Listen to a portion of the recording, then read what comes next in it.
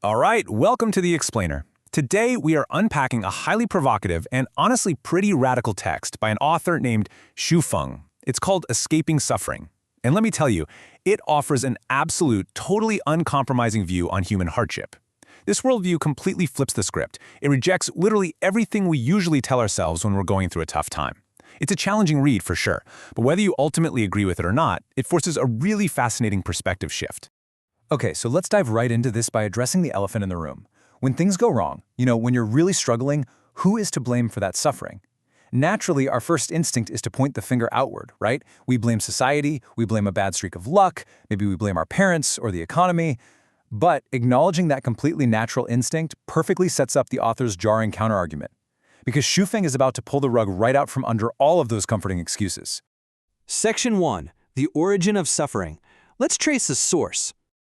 So, to really wrap our heads around this, we need to understand exactly where the author is coming from.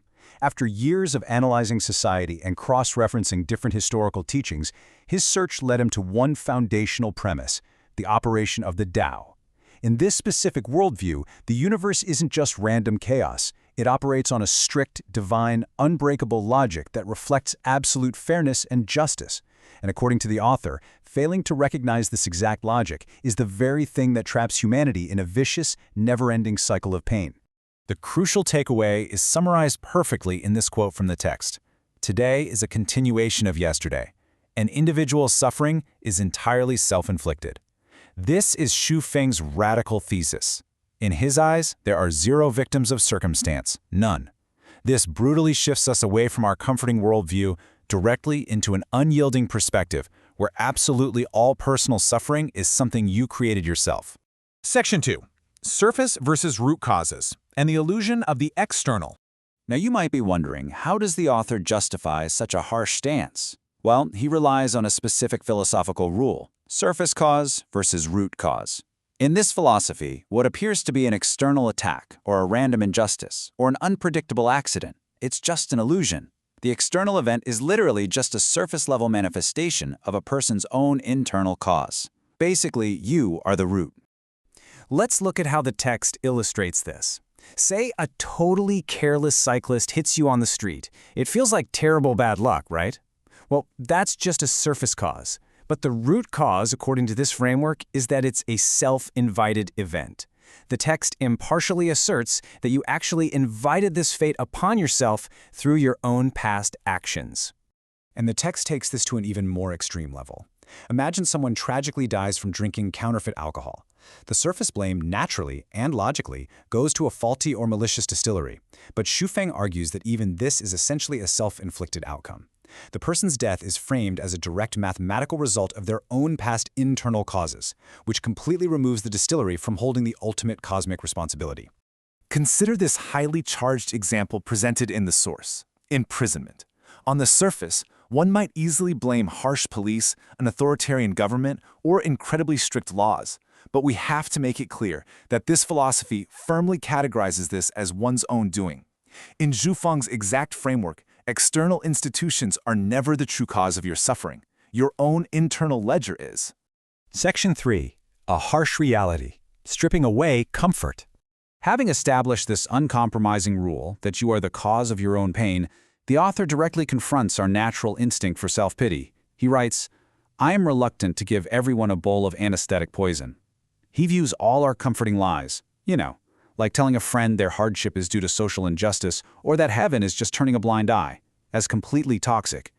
In his view, giving people these external excuses is like feeding them a degrading poison that distorts their hearts and absolutely ensures they remain trapped in suffering. So instead of comfort, the text demands brutal introspection. Ask yourself this question straight from the text: what qualifications do I have to enjoy a beautiful environment? The author is really challenging you to pause and reflect here. If you've been reckless in the past, why on earth do you feel entitled to a perfect present? It's a pretty stark contrast to our modern self-care culture, isn't it? And he digs even deeper with this one. What kind of life do I deserve?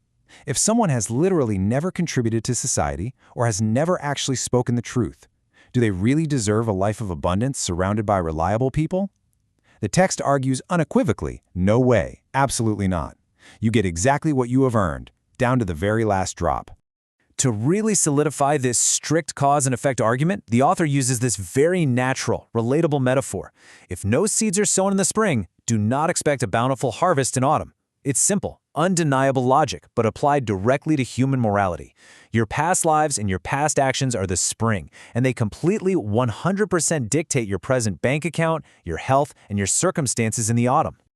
Section 4. Escaping the cycle. Actionable steps.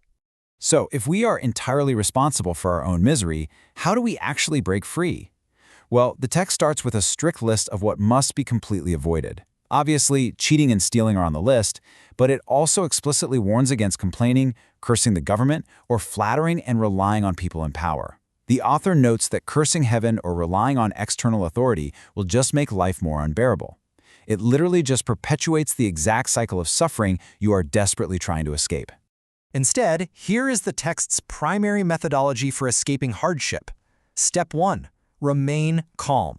The author emphasizes that anxiety only creates more disorder.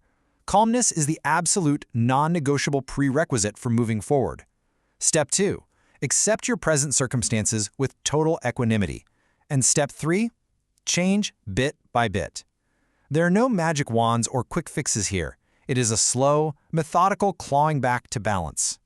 Building on that foundation, the text distills these rapid-fire life rules to escape suffering.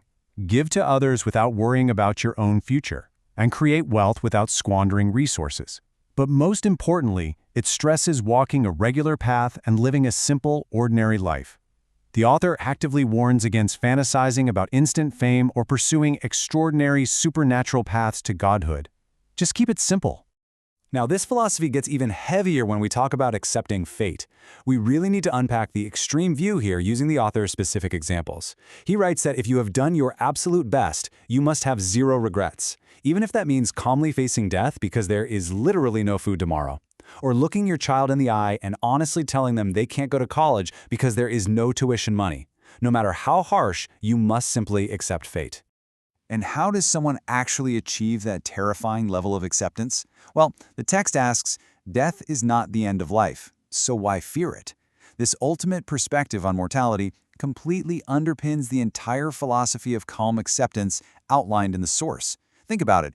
If death is just the transition and not a final end, then the sheer panicky anxiety of survival kind of loses its grip on you, right?